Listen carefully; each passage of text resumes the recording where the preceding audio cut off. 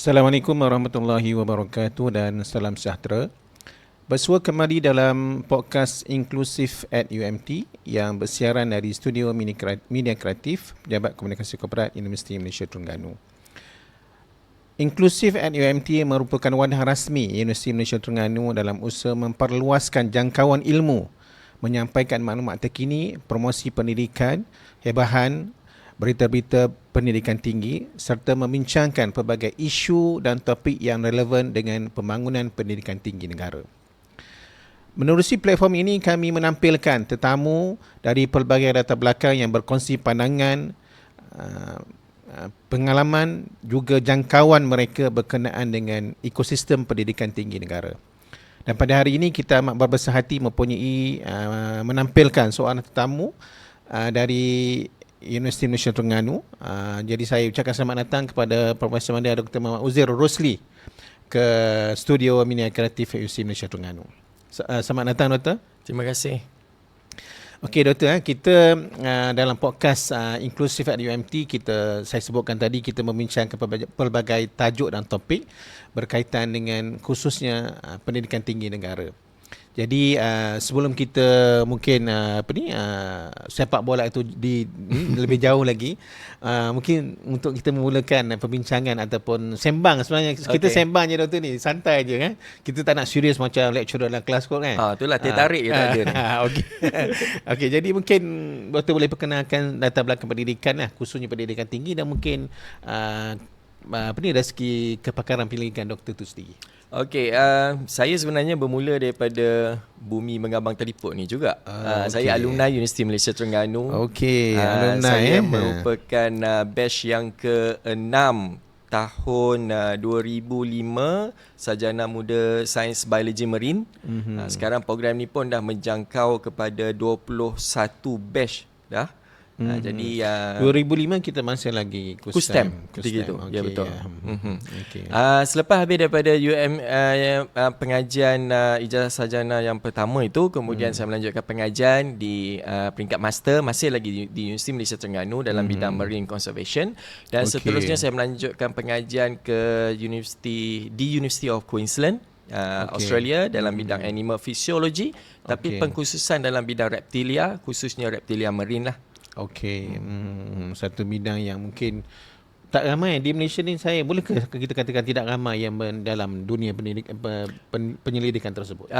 Penyelidikan saya reptilia khususnya, kebanyakannya reptilia di sebelah darat lah kan. Cumanya niche area di Universiti Malaysia Terengganu ini, sebab itu pengkhususan saya dalam reptilia marine, khususnya di negeri Terengganu ini. Kita ada penyu.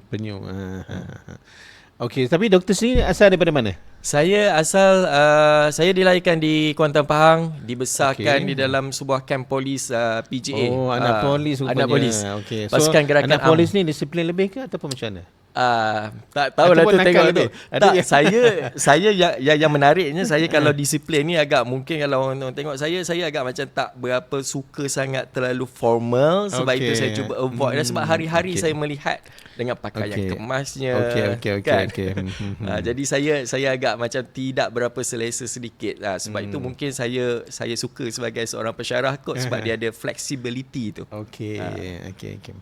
So maknanya, Doktor, kalau kita ucapkan kita berbanggalah dengan alumni KUSTEM UMT yang boleh menyumbang bakti di bumi UMT sendiri, khususnya dalam bidang yang Doktor kan sebut tadi, sangat dekat dengan bidang fokus UMT Sains Marine lah.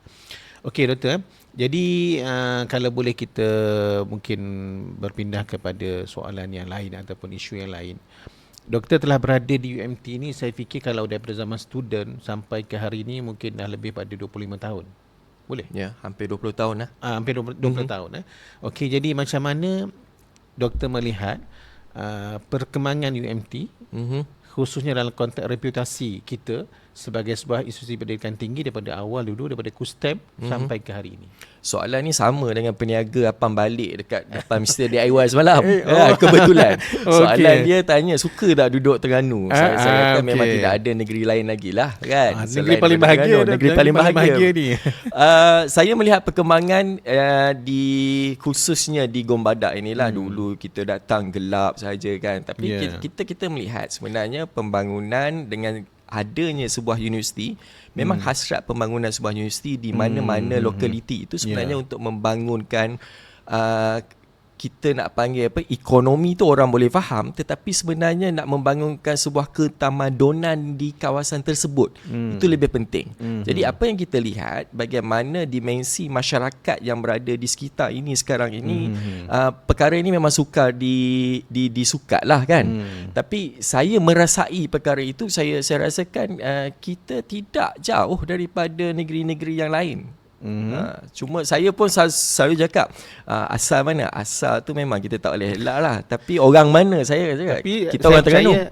Pada saat ini doktor berada di Terengganu lebih lama lagi daripada Pahang ataupun tadi yang lain kan. Ya betul. Kalau di Pahang tu mungkin selepas habis sekolah menengah je, dah mungkin sampai 17 tahun, lepas tu masuk matrikulasi di Negeri Sembilan. Memang lebih daripada separuh hayat saya memang berada di bumi Terengganu lah. Okey, jadi Dr. Manis sekarang ni yang jelasnya pembangunan institusi pendidikan tinggi dia akan beri impak kepada perkembangan sosioekonomi khususnya kepada masyarakat sekitar. Tapi dalam konteks sebuah institusi pendidikan tinggi yang mana kita meneroka menjana ilmu-ilmu baharu yang untuk manfaat negara secara keseluruhan. Dan doktor juga merupakan Presiden kepada Persatuan Kebajikan Akademik Universiti Malaysia Terengganu ataupun PASAK. Jadi saya fikir itu yang membawa doktor pada sesi podcast kita pada hari ini. Inklusif itulah sebenarnya yang membawa doktor pada podcast inklusif kita pada hari ini. Jadi sebagai Presiden PASAK, okey, macam mana doktor mentakrifkan kejayaan sesebuah pendidikan tinggi seperti UMT ini? Kejayaan ini kalau kita ikut matrik semasa lah kan, trend semasa orang akan melihat kepada global ranking, tetapi bagi saya kita wajar untuk melihat kembali apakah asas penumbuhan Universiti Malaysia Terengganu, dan khususnya di era awal 90-an. Ketika itu kita tahu bahawa kebanyakan universiti ini berada di bandar-bandar besar. Jadi capaian akademik pendidikan, akses pendidikan oleh komuniti daripada Pantai Timur ni dia agak jauh. Dan sebab itu dibangunkan sebuah universiti di lokalitinya adalah seperti Terengganu, di Kelantan, bahkan di Pahang. Jadi saya melihat untuk mengukur kejayaan sebuah universiti ini, kita tak boleh nak bandingkan Universiti Malaysia Terengganu bersama dengan Universiti Malaya. Kita boleh tahu Universiti Malaya sebagai flag barrier untuk Malaysia. Tetapi untuk Universiti Malaysia Terengganu, saya melihat berjaya atau tidak Universiti Malaysia Terengganu, kita tak nak bandingkan dengan universiti yang lain. Kerana bagi saya faham setiap universiti ada peranan masing-masing, dan kejayaan Universiti Malaysia Terengganu ini untuk membawa negeri Terengganu, khususnya warga sekitar perimeter Universiti Malaysia Terengganu ini, untuk membangunkan bersama dengan komuniti. Jadi bukanlah kita kata mungkin kalau indeksnya ranking itu, mungkin ini adalah bukan ukuran yang sepatutnya untuk kita ceritakan kepada komuniti, tetapi untuk kita ceritakan kepada komuniti berjaya ataupun tidak, sejauh mana kita berjaya membawa akses pendidikan kepada mereka, sejauh mana kita berjaya membawa ekonomi itu berkembang bersama dengan mereka, sejauh mana kita membawa korpus ilmu itu sampai kepada komuniti di bawah sana. Itu korpus ilmu tu. Itu mungkin doktor boleh kalau dalam konteks pendidikan tinggi, kita tidak mahu sahaja berada di Menara Gading, menggapai di langit, tapi kita nak mengakar di bumi. Jadi kalau doktor masukkan dalam korpus ilmu tadi tu, apa agaknya? Okey, mungkin korpus tu terlalu tinggi. Saya lihat perkara yang saya tahu habeas mudah corpus. saja. Kalau saya di bidang undang-undang, kita ada habeas corpus. Okey. Saya cuba menggunakan bahasa yang mudah saja. Kita lihat kalau Universiti Malaysia Terengganu ini, kita gembar-gemburkan bahawa kita pergi kepada ESG, SDG, sustainability, dan ini pun ada matriksnya. Dan kita pun turut untuk meletakkan diri kita sama dengan sebaris dengan universiti-universiti lain yang memperjuangkan tentang sustainability. Tapi dalam korpus ilmu ini, cuba kita lihat di luar daripada pagar Universiti Malaysia Terengganu ini, adakah kita selesa untuk nak mengatakan bahawa kita berbangga dengan pencapaian kita di peringkat global, naik tinggi indeks kelestarian kita, namun kita gagal untuk mendidik masyarakat kita. Jadi ini maksud dia. Sewajarnya Universiti Malaysia Terengganu perlu melihat spillover effect yang wajar dirasai oleh komuniti. Tak perlu jauh, luar pagar saja. Okey. So spill over effect itu antara perkara yang menjadi cabaran saya fikir dalam konteks kita mengakarkan pendidikan tinggi negara. Kerana kita tidak mahu macam PM selalu sebut kan, pendidikan tinggi tidak seharusnya menggapai bintang di langit, tapi kena mengakar juga di bumi. Okey, jadi itu antara cabaran lah. Jadi kita melihat apa yang jelasnya macam doktor sebut tadi itu, perbandingan kita dengan universiti-universiti mungkin di luar, mungkin luar pada Terengganu mungkin tidak sama pada masa sekarang, tapi hakikatnya saya lihat semua universiti bermula dalam konteks seperti ni, dalam konteks ekosistem yang hampir sama. Misalnya kalau kita lihat UKM di Bangi, satu ketika dulu Bangi itu bukan satu bandar. Ya, betul. Akhirnya menjadi bandar ilmu. Sama juga dalam konteks UUM di Sintok. Akhirnya impak yang paling jelas kita lihat dengan pembangunan universiti adalah memberi kesan kepada sosial ekonomi kepada masyarakat sekitar. Betul. Tapi apa yang doktor sebutkan tadi tu, saya fikir satu benda yang lebih jauh, bukan sekadar segi sosial ekonominya, kita nak melihat kepada perkembangan intelektualnya kepada masyarakat. Lepas tu dari segi mungkin perubahan-perubahan dalaman yang lebih baik. Okey doktor. Jadi nampak kita punya perbincangan ni macam terlalu serius ni kan. Okey. Okey, kita cuba untuk slow down balik doktor ya. Okey. Jadi sebenarnya ni memang cabaran, dan cabaran ni saya fikir dalam konteks kita menjayakan pendidikan tinggi ataupun menjayakan sebuah universiti, saya fikir antara tunjang utamanya adalah ahli akademik. Betul. Dan hari ini doktor berdiri sebagai presiden kepada Persatuan Akademik UMT, satu tugas yang besar saya fikir. Jadi pada pandangan doktor, macam mana doktor nak bawa ahli-ahli akademik kita ni dalam menggerak UMT sebagai sebuah universiti yang doktor sebutkan tadi itu? Ini yang kita katakan kekuatan sebuah universiti ini datang daripada ahli-ahli akademiknya lah. Dan apa yang menarik, apabila pembangunan sebuah universiti, kita membawa talent daripada dalam dan luar negeri Terengganu. Dan apa yang menarik, inilah berlakunya pertembungan budaya khususnya. Daripada utara datang ke pantai timur, daripada selatan datang ke pantai timur. Dan ini sebenarnya akan mengurangkan jurang antara komuniti kita. Tidak ada lagi kesalahfahaman antara komuniti di pantai timur dengan mereka yang berada di pantai barat, kerana jurang itu telah didekatkan. Dan sewajarnya perkara ini dimainkan oleh ahli akademik, dan harapan kita sebenarnya melihat kepada ahli akademik ini, mereka tidaklah kita faham pensyarah ini hanya berada di bilik kuliah sahaja, dan pensyarah ini hanya duduk buat penyelidikan dalam makmal sahaja. Dan sewajarnya pensyarah menyampaikan ideanya dan memainkan peranannya lebih daripada itu, kerana dalam isu yang kita patah balik kepada isu sampah lah contohnya. Kalau pensyarah kita berjaya menunjukkan contoh yang baik dan mendidik komuniti kita secara bersama. Kerana apa contoh? Dalam isu banjir. Apabila pensyarah kita di dalam universiti, kita akan bercerita tentang soal pengurusan perparitan. Tetapi bila mereka balik ke rumah, rumah mereka berada dalam komuniti warga Terengganu, dan sewajarnya mereka juga tak boleh duduk saja dalam rumah lepas waktu kerja, tapi mereka bersama dengan komuniti. Jadi inilah yang akan membantu menggerakkan sesebuah negara, dan secara strategiknya universiti ini diletakkan bertebaran di seluruh Malaysia. Dengan itu pembangunan masyarakat ataupun ketamadunan negara kita akan berkembang dengan baik. Sebab itu sewajarnya kita lihat ahli akademik dia mempunyai 3 kepimpinan yang utama. Yang pertama adalah kepimpinan dalam bidang ilmu yang mereka terokai sendiri itu, iaitu yang saya katakan korpus ilmu itu. Kalau macam saya dalam bidang fisiologi haiwan, bagaimana saya membawakan kepimpinan akademik dalam bidang fisiologi haiwan ini kita implementkan dalam konservasi penyu ketika ini. Dan kedua, kepimpinan yang wajar ada bagi pensyarah itu sendiri adalah kepimpinan institusi, di mana kita mengharapkan juga pensyarah akan membawa rakan-rakan yang lain untuk memimpin para pensyarah yang lain apabila mereka sudah sampai satu level, iaitu mungkin pensyarah senior, pensyarah kanan, profesor madya ataupun profesor.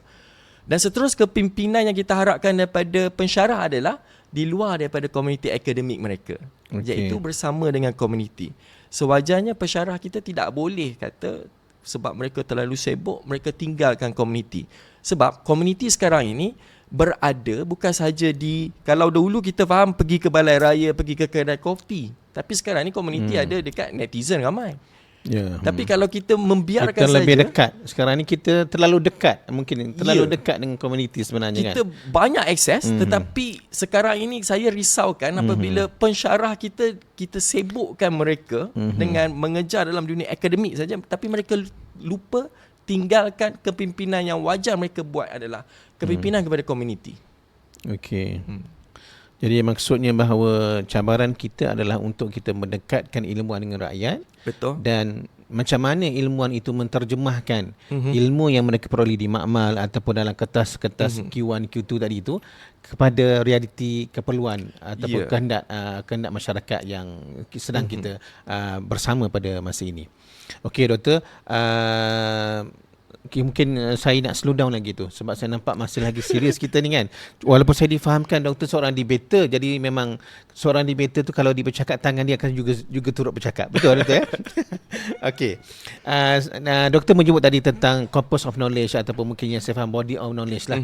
Mungkin kalau saya melihat kepada doktor punya kepakaran dalam bidang penyu ataupun marine reptilia tadi tu, mungkin doktor boleh selitkan sedikit lah sebagai penyelidik dekat Institut Oceanografi, macam mana doktor menterjemahkan yang doktor punya kepakaran tadi tu untuk supaya dia juga turut dirasai oleh masyarakat, khususnya di dalam di Terengganu atau even di luar pada Terengganu pun. Okey, baiklah.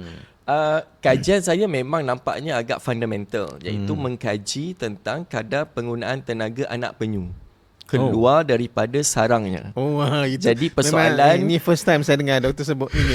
Keperluan tenaga anak penyu dalam sarangnya keluar daripada sarang. Jadi bahasa yang mudahnya mak saya tanya, untuk apa kaji tu? Kan? Jadi saya pun kata saya suka je berborak dengan mak saya. Sebenarnya bila borak dengan mak saya, yang mak saya memang tak ada latar biologi marine. Jadi saya pun ceritalah kat dia. Jadi dia akan membantu saya menghubungkan vocab-vocab yang ada dekat dalam kepala kita. Sebab bahasa yang biasa saya gunakan di universiti mungkin bahasa akademik. Bahasa intelektual tu tak sama dengan bahasa rakyat. Kadang-kadang kalau kita berbincang dengan orang yang tidak ada latar yang sama dengan kita, dia sebenarnya mencabar kita punya penguasaan bahasa. Jadi apa yang saya terangkan kepada mak saya ialah kita nak kaji kadar penggunaan tenaga dia sebab sekarang ini anak penyu kita eramkan di dalam pasir. Kaedah pengaraman kita berbeza-beza. Pasir pun berbeza-beza. Jadi sekarang ini saya nak mengkaji kaedah pengaraman ini akan memberi kesan kepada kadar penggunaan tenaga anak penyu ketika mereka keluar daripada sarang. Anak penyu ni dia tidak menggali keluar daripada sarang dalam tempoh sehari, tak. Dia menggunakan hampir 7 hari untuk sampai ke permukaan pasir. Jadi daripada sarangnya. Ya, betul. Jadi apabila kita berjaya 7 hari untuk keluar. Bila dia menetas, 7 hari digunakan oleh anak penyu untuk sampai ke permukaan pasir. Kemudian penggunaan tenaga selepas itu penting untuk kita menjangkakan mereka boleh hidup lama atau tak. Survival rate.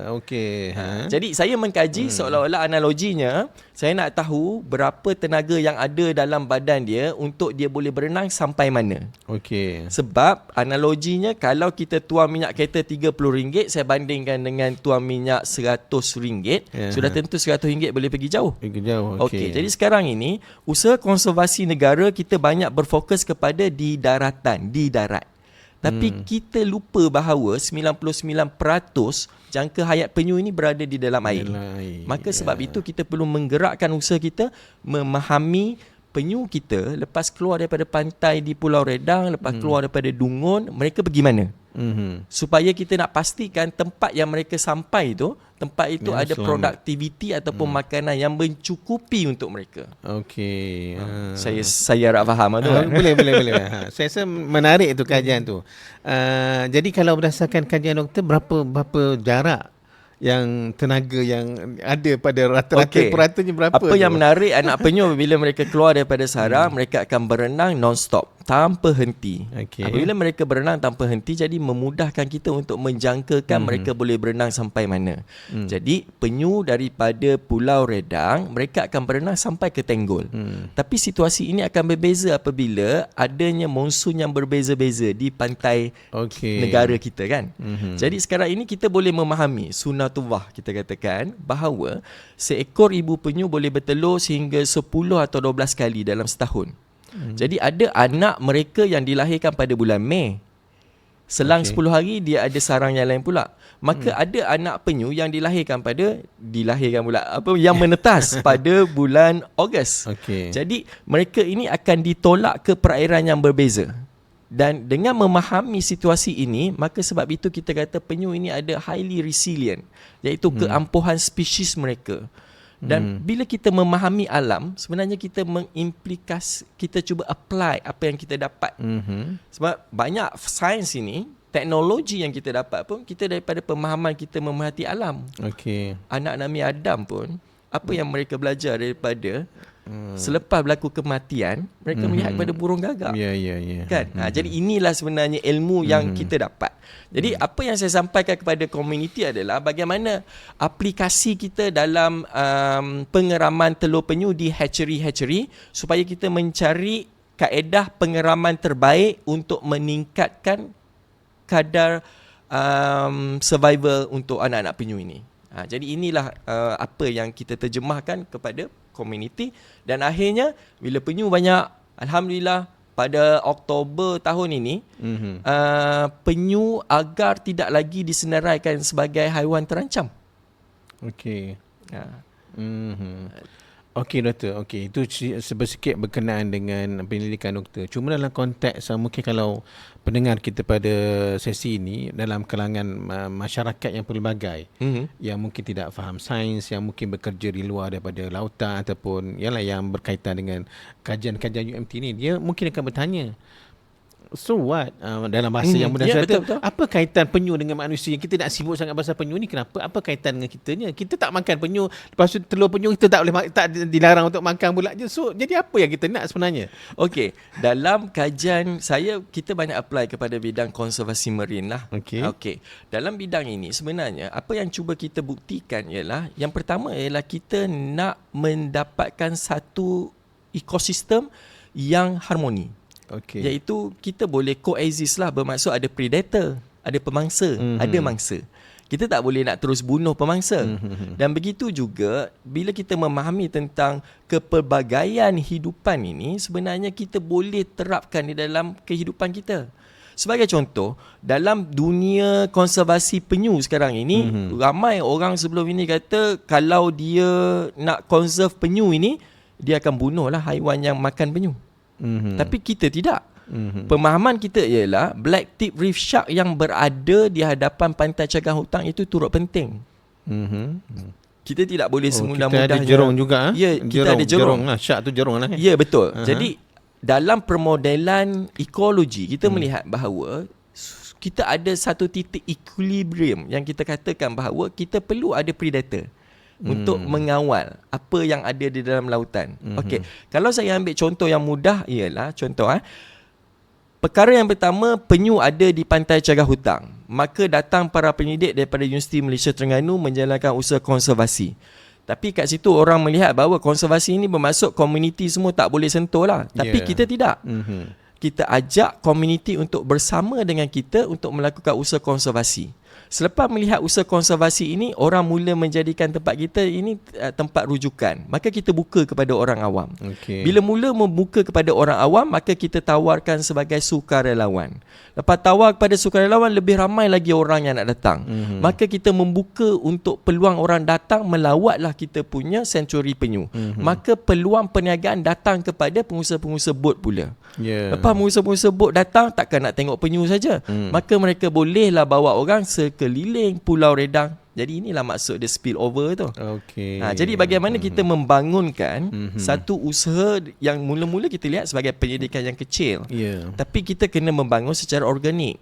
Cuma zaman sekarang ni semua orang kata nak terus cepat, capai je, terus je. Kata tak, ada je, kita stop. Jangan bagi orang datang, jangan bagi orang tengok, supaya kita kelihatan baik. Tapi bagi kita, pemahaman dia untuk conserve, untuk memulangkan kembali manfaat kepada komuniti. Sebab itu saya pun mencabar diri saya. Setiap kali usaha penyelidikan yang kita berjaya terbitkan, bila kita berjaya terbitkan, saya ada dua pilihan sekarang ni. Saya nak shout dekat social media, saya akan kata alhamdulillah saya dapat terbit Q1 paper. Ataupun yang kedua, saya membuat pilihan di mana saya tak pergi kepada naratif tersebut, tapi saya akan kata apa yang saya kaji tersebut saya akan ceritakan. Ya. Untuk menjawab apa yang Haji tanya saya tadi. So what? Tapi memang saya selalunya apabila saya berkongsi dapatan kajian kita ini, saya akan menunggu apakah soalan yang orang tanya kat bawah nanti. Dekat bahagian komen kan. Selepas komen itu, saya akan kadang-kadang saya akan edit balik penulisan saya. Dan biasanya akan di-pick up oleh media. Jadi inilah bagaimana daripada satu ilmu yang kita dapati, kemudian kita kongsi di social media, kemudian ilmu ini diterjemahkan oleh profesional. Sebab saya pun memang sukar untuk bercakap di media, di mass media, kerana bahasa yang digunakan adalah berbeza. Maka kita perlukan rakan-rakan media yang mampu membawakan sains yang kita jumpa ini kepada komuniti, dan akhirnya kita akan membawa kepada perubahan dasar ataupun perubahan akta. Sebagaimana kita lihat bagaimana telur penyu tidak ada lagi dijual secara terbuka di Pasar Payang. Ini pun sebenarnya perjuangan lebih daripada 3 dekad. Sea Turtle Research Unit melangkaui 3 generasi Sea Turtle Research Unit. Dan Alhamdulillah sekarang ini di Institut Oceanografi dan Sekitaran kita gabungkan semua kumpulan-kumpulan penyelidikan yang terkait dengan konservasi marine ini, kita jenamakan sebagai satu payung yang besar, kita panggil Center for Marine Conservation, CMC. Okey Doktor, jadi maksudnya walaupun bidang itu bidang penyelidikan penyu di pulau yang mungkin fundamental, yang jauh, asas, tapi yang jauh, dia mempunyai, Doktor sebut tadi, spill over effect. Dia boleh mempunyai kesan yang bertebaran daripada penyelidikan yang kita, walaupun penyelidikan anak penyu dalam sarangnya sahaja, tapi mempunyai kesan yang besar kepada ekosistem masyarakat yang kita lalui pada masa sekarang. Jadi mungkin itu, saya fikir macam mana Doktor menterjemahkan apa yang Doktor sebut tadi, itu peranan academician, peranan ilmuwan untuk mengakarkan ilmu kepada masyarakat, khalayak masyarakat secara keseluruhan. Jadi sidang penonton sekalian, kita masih lagi bersama dengan Profesor Mandar Dr. Uzair Rosli, penyelidik daripada Institut Oceanografi dan Sekitaran UMT, dan juga merupakan Presiden Persatuan Kebajikan Kaki Tangan Akademik UMT.